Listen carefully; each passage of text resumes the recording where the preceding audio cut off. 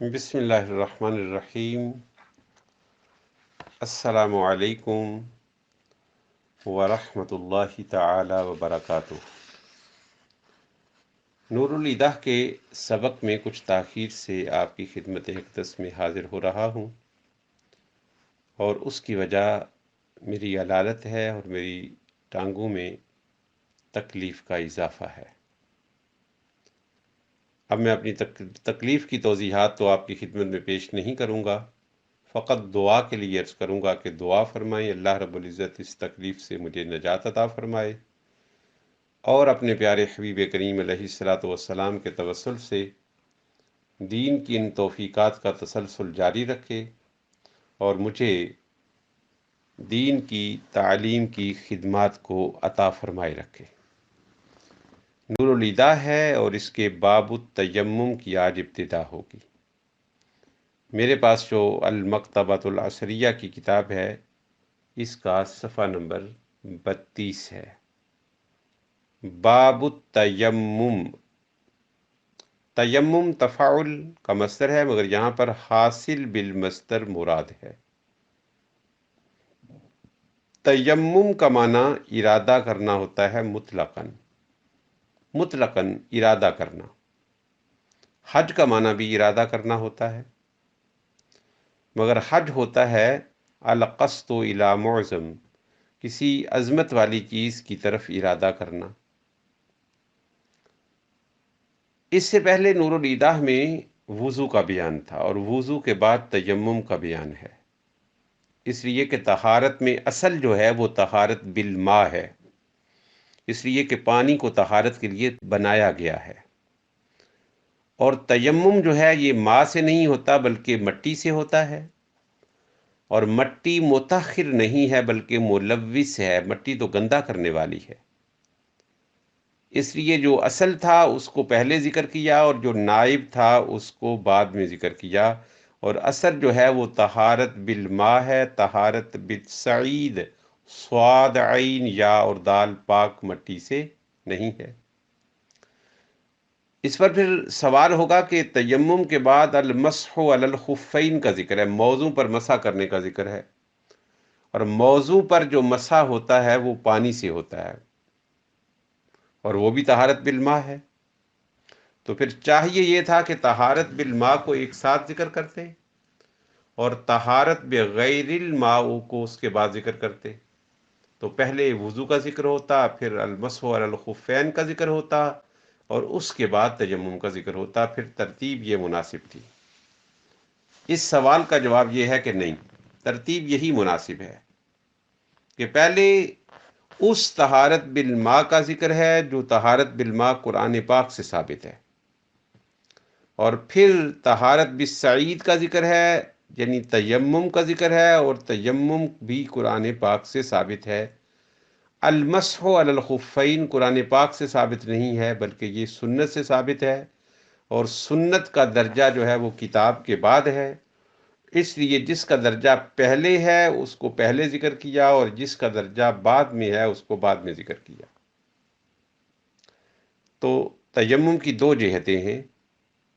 تیمم کی ایک جہت تو یہ ہے کہ یہ طہارت بالسعید ہے، پاک مٹی سے طہارت حاصل کرنا ہے، اور یہ طہارت بالماء کا خلیفہ ہے، یعنی تیمم اس وقت ہی ہم کریں گے نا جب وضو نہ کر سکے، پانی میسر نہ ہو یا پانی کو استعمال پر قدرت حاصل نہ ہو۔ اور ایک تیمم کی اور جہت ہے، اور وہ جہت ہے کہ تیمم کا ثبوت جو ہے وہ قرآن پاک سے ہے، اور المسح علی الخفین کا ثبوت جو ہے وہ قرآن پاک سے نہیں ہے، لہٰذا اس اعتبار کا بنیاد پر المسح علی الخفین سے تیمم کو پہلے ذکر کیا گیا۔ جیسے میں نے عرض کیا ہے کہ تیمم کا لغوی معنی مطلقاً ارادہ کرنا ہے، مگر تیمم کا شرعی معنی نیت کے ساتھ پاک مٹی سے اپنے دونوں ہاتھوں کا مسح کرنا ہے اور اپنے چہرے کا مسح کرنا ہے۔ شروط و صحت ہی، شروط شرط کی جمع ہے، اور شرط عمل سے خارج ہوتی ہے، مگر عمل کا اس پر انحصار ہوتا ہے۔ اذا فات الشرط فات المشروط، اگر شرط نہ پائی جائے گی تو وہ عمل بھی کل عدم قرار پایا جائے گا، اس عمل کا کوئی اجر اور کوئی ثواب نہیں ہوگا۔ صحت ہی اس کے صحیح ہونے کی، یعنی تیمم کے صحیح ہونے کی کچھ شرائط ہیں۔ اگر وہ شرائط پائی جائیں تو تیمم صحیح ہوگا، یعنی تیمم متأخر ہوگا اور آدمی کو طہارت حاصل کر دے گا۔ اور اگر ان شرائط میں سے کوئی شرط بھی نہ پائی گئی تو تیمم انویلڈ ہوگا، تیمم جو ہے وہ ویلڈ نہیں ہوگا، یعنی تیمم صحیح نہیں ہوگا کا مطلب یہ ہے کہ ایسے تیمم سے نماز پڑھنا درست نہیں ہوگا۔ یصح بشروط ثمانیہ، 8 شرطیں اگر پائی جائیں تو تیمم صحیح ہوگا۔ 8 شرطیں اگر پائی جائیں تو تیمم پھر صحیح ہوگا۔ ان 8 میں سے پہلی شرط ہے نیت۔ تیمم میں نیت شرط ہے، مگر وضو میں نیت کرنا سنت ہے۔ تیمم نیت کے بغیر انویلڈ ہوگا اور ایسے تیمم سے نماز پڑھنا جائز نہیں ہوگا، مگر وضو کو اگر نیت کے بغیر کر لیا جائے تو ایسے وضو سے نماز پڑھنا تو جائز ہوگا، مگر اس وضو کے کرنے پر، اس طہارت کے حصول پر حاصل کرنے والے کو کوئی ثواب نہیں ہوگا۔ ایسا کیوں ہے؟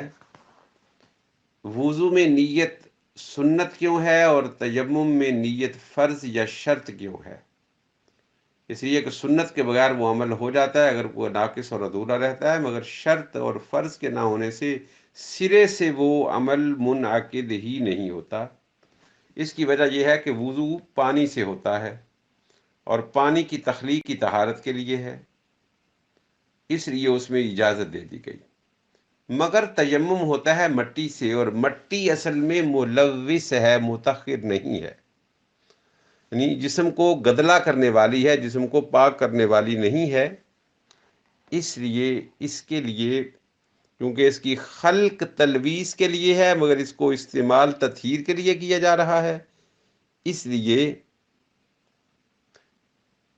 تیمم میں نیت کرنا شرط ہے یا رکن ہے یا فرض ہے، مگر وضو میں نیت کرنا صرف سنت ہے، فرض واجب یا شرط نہیں ہے۔ تو تیمم کی پہلی شرط یہ ہے صحیح ہونے کی کہ تیمم کرتے وقت تیمم کرنے والے کے ذہن میں تیمم کرنے کی نیت موجود ہو۔ اس کی وضاحت آگے آئے گی، مگر سر دست وہ نیت کی تفصیل کر رہے ہیں کہ نیت کیا ہے۔ الاول النیہ یصح بشروط ثمانیہ، تیمم صحیح ہوگا 8 شرطوں کے ساتھ۔ پہلی نیت ہے۔ نیت کی حقیقت کیا ہے؟ یعنی نیت کسے کہتے ہیں؟ نیت و ماہیہ، نیت ہے کیا؟ کہتے ہیں عقد القلب علی الفعل، کسی کام پر دل کا فیصلہ کر لینا۔ عقد القلب علی الفعل، کام کرنے کا دل کا فیصلہ کر لینا، یہ نیت کی حقیقت ہے۔ نیت کس وقت موجود ہونی چاہیے؟ جب وہ تیمم کر رہا ہے تو اس کے ذہن کے اندر وہ نیت موجود ہونی چاہیے کہ میں نماز کو مباح کرنے کے لیے یا خانہ کعبہ کا طواف کرنے کے لیے وضو کی بجائے تیمم کرنے کی نیت کرتا ہوں۔ یہ کس وقت نیت موجود ہونی چاہیے؟ یہ اس وقت نیت موجود ہونی چاہیے جب تیمم کرنے والا تیمم کر رہا ہے۔ فعل کے وقت یہ نیت ذہن میں موجود ہونی چاہیے۔ وحقیقتها، نیت کی حقیقت عقد القلب علی الفعل، فعل پر دل کا عزم کر لینا، کام کرنے پر دل کا عزم کر لینا۔ ووقتها عند ضرب یدہ علی ما یتیمم بہ، جب وہ اپنے ہاتھوں پر مسح کرنے کے لیے اپنے ہاتھوں کو کسی چٹان پر یا کسی خالی دیوار پر لگا رہا ہے تو اس وقت اس کے ذہن میں نیت موجود ہونی چاہیے۔ وَوَقْتُهَا عِنْدَ ضَرْبِ يَدِهِ عَلَى مَا يَتَيَمَّمُ بِهِ، اور نیت کا وقت یہ ہے کہ جب اپنے ہاتھ کو وہ اس چیز پر رگڑ رہا ہو جس چیز سے اس نے تیمم کرنا ہے۔ اگر تیمم کر لینے کے بعد اس نے نیت کی تو تیمم انویلڈ ہے، اس تیمم نے آپ کو طاہر نہیں کیا۔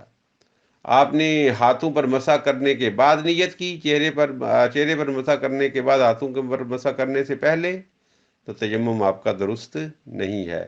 جب آپ تیمم کرنے کے لیے مٹی کے حصول کے لیے کسی چیز پر اپنے دونوں ہاتھوں کو مارتے ہیں یا رکھتے ہیں، اس وقت آپ کے ذہن میں تیمم کی نیت مستحضر ہونی چاہیے۔ وشروط صحتہ النیت ثلاثہ، اب یہ بتا رہے ہیں کہ نیت کب صحیح ہوگی، اس کے لیے بھی 3 شرطیں ہیں۔ پہلی شرط اسلام ہے، لہذا اگر مسلمان نہ ہو تو اس کی نیت کا کوئی اعتبار نہیں ہے، کیونکہ جو اعمال کا دار و مدار ہے وہ ایمان اور اسلام کی بنیاد پر ہے، اور یہ شخص صاحب ایمان نہیں ہے، لہذا اس کا ذکر کرنے کی ضرورت نہیں ہے۔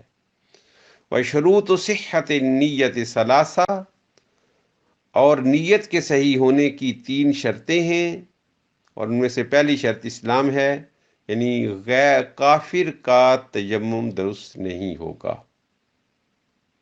وہ تمییز، اور وہ صاحب تمییز ہونا چاہیے، یعنی وہ تقریباً بالغ ہونا چاہیے کہ اسے پتہ ہو کہ میں نے مٹی سے طہارت حاصل کر رہا ہوں اور میں نے کسی اور سے نہیں کر رہا، تمییز اسے ہونی چاہیے۔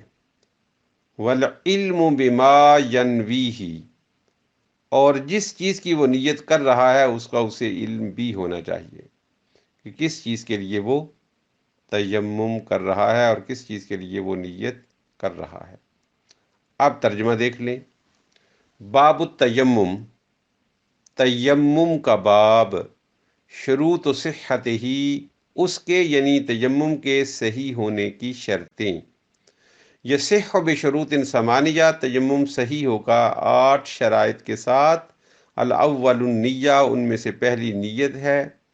وحقیقتها عقد القلب علی الفعل، اور اس کی حقیقت دل کا جم جانا ہے کسی کام کے کرنے پر۔ ووقتها عند ضرب یدہ علی ما یتیمم بہ، اور اس کا وقت ہے اپنے ہاتھوں کو مارتے وقت اس چیز پر جس کے ساتھ وہ تیمم کر رہا ہے۔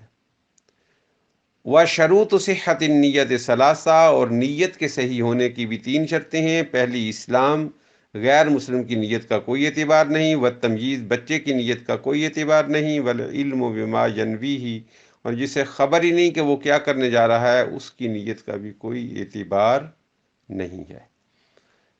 اللہ تعالیٰ کرم فرمائے، تمام مریضوں کو ماہ رمضان اور صاحب قرآن کے توسط سے شفا عطا فرمائے، اور ان کے صدقے سے مجھے بھی شفا عطا فرمائے۔